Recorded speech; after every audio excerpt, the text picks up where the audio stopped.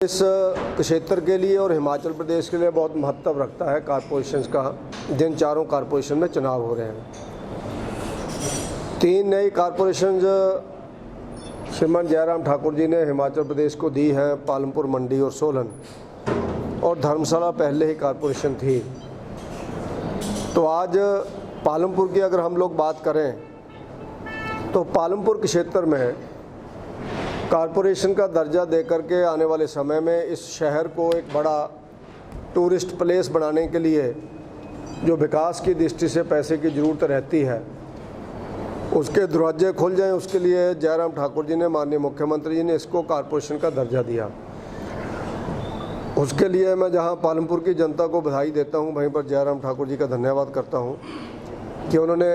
इस शहर की सुंदरता को देखते हुए, इस शहर के बढ़ते आकार को देखते हुए और हिमाचल प्रदेश में नए टूरिस्ट डेस्टिनेशन के नाते जो पालमपुर उभर रहा है, उसको देखते हुए जो दर्जा दिया है, ये उनका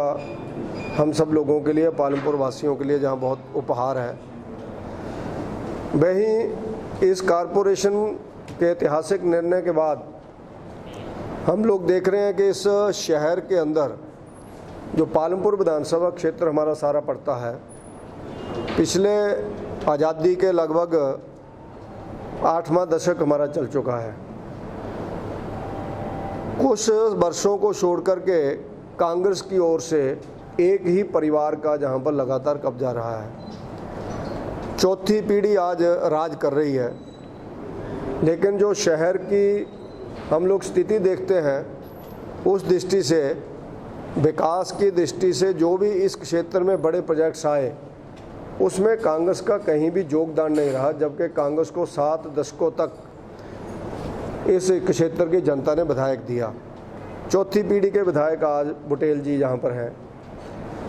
इस क्षेत्र में चाहे विश्वविद्यालय आया, कृषि विश्वविद्यालय, CSIR का सेंटर आया, और उसके साथ साथ आपके इस क्षेत्र के जितने भी हम लोग काम गिनाएं, वो चाहे न्यू बस स्टैंड का निर्माण का विषय हो, या उसके साथ साथ HRTC के डिपो का विषय हो, और उनके साथ सौरभ वन विहार, चिड़ियाघर, इस तरह से अनेकों काम जहां शांता कुमार जी के समय पर हुए, वहीं पर अभी जब से जयराम ठाकुर जी गवर्नमेंट में आए हैं, पिछले कल ही आप सब लोग जनसभा में थे, उन्होंने स्वयं गिनाया कि वहाँ पर इस शहर की प्यास बुझाने के लिए 25 करोड़ रुपए की सिंचाई, इसकी पेयजल योजना का उन्होंने शुभारंभ किया। और इस क्षेत्र में अन्य जितने भी काम हैं, कॉरपोरेशन बनाने के साथ साथ इस क्षेत्र के विकास के जो काम हैं, उनको गति देने के लिए जयराम ठाकुर जी ने समय समय पर जहां पर पहुंच करके उसको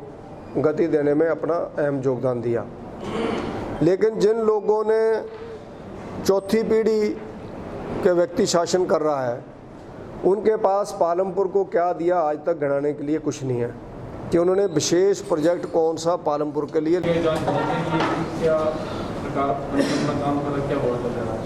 जो जहां पर एक बहुत ही गलत काम जहां हुआ था, जिसका मुझे लगता है कि काफ़ी लंबे समय से,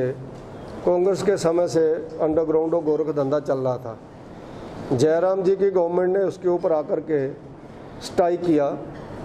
और जीरो टॉलरेंस अपनाते हुए लोगों को, कुछ को गिरफ्तार किया, कुछ गाड़ियां पकड़ी, और आगे भी पुलिस उसमें काम कर रही है। मुझे लगता है कि पुलिस उसमें अच्छा काम कर रही है, और पुलिस कहीं असफल होती है, या कोई अन्य चीज़ होती है, तो फिर CBI तक चीज़ें जाती हैं। हमारे ऑप्शन खुले रहते हैं, हमें कोई CBI का डर तो रही है, हमें कोई, मुझे लगता दिक्कत नहीं है। अगर मुख्यमंत्री जी को लगेगा तो उसमें भी वो करवा सकते हैं। लेकिन गवर्नमेंट ने अच्छा काम किया है, पुलिस ने अच्छा काम किया, लोगों को पकड़ा है। लेकिन हर चीज़ में CBI, तो CBI कई बार इस लेवल पे केस लेती भी नहीं है। लेकिन जो पुलिस कर सकती है, जो हमारी विजिलेंस कर सकती है, जो हमारे एंटी करप्शन सेल कर सकते हैं,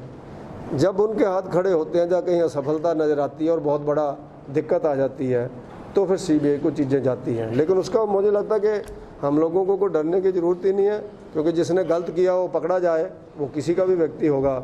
उनके ऊपर हाथ डाला भी है, और आगे भी गवर्नमेंट आउट ऑफ स्टेट लोगों को पकड़ने के लिए अभियान चलाए हुए हैं। कुछ लोग और भी उसमें शिकंजे में आएंगे, लेकिन उसका सारा पर्दाफाश करके ही ये गवर्नमेंट हटेगी।